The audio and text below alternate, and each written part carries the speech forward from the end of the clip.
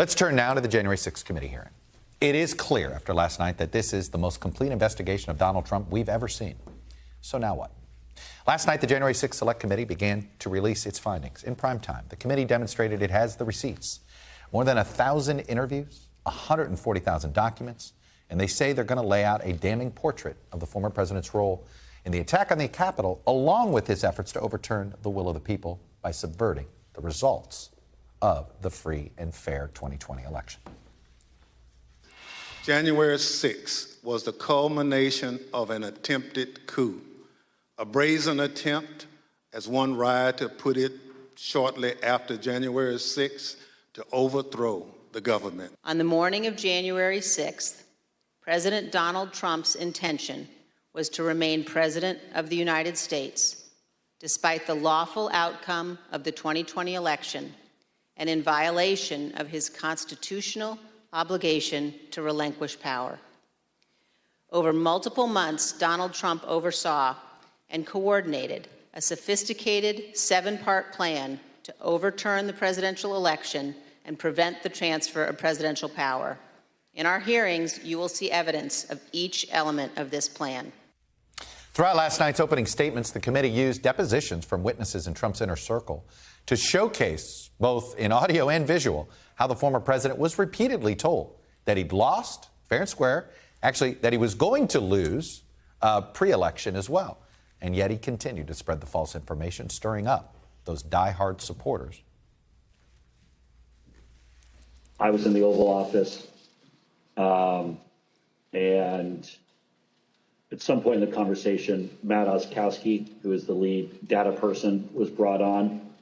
And I remember he delivered to the president pretty blunt terms that he was going to lose. I remember a call with Mr. Meadows, where Mr. Meadows was asking me what I was finding and if I was finding anything.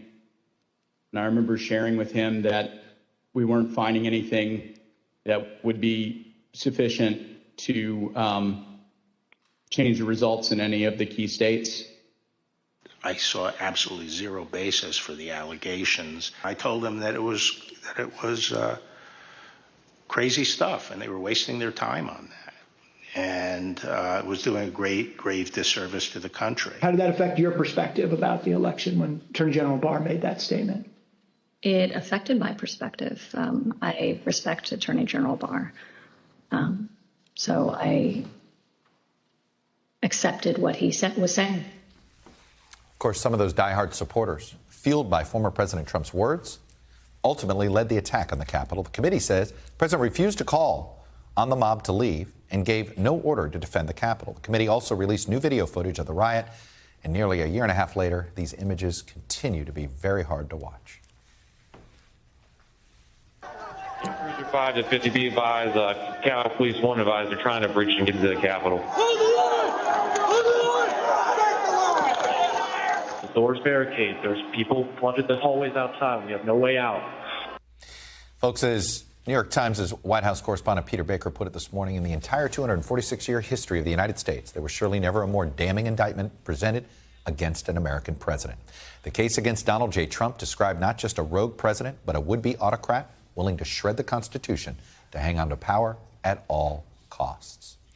So the question now is, what are the consequences going to be, both legally and politically? Legally, the committee certainly seems to be laying the groundwork to send a criminal referral to the Justice Department, which would put the potential prosecution of the former president in the hands of the current Attorney General, Merrick Garland. What he decides to do or not do will be historic no matter what.